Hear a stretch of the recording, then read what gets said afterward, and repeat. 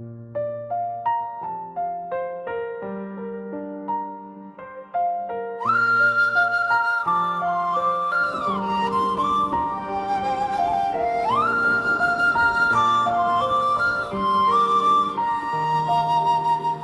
తుఫానులో మెరిసే సూర్యుడిలా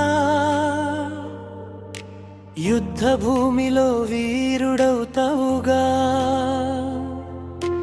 మండే అగ్నిగోళంలో మురిసే ఆర్యుడులా భారత మాతకు ముద్దు బిడ్డవుగా. మామూలపై చిరునవ్వుల కోసం పరితపించే శ్రామికుడా.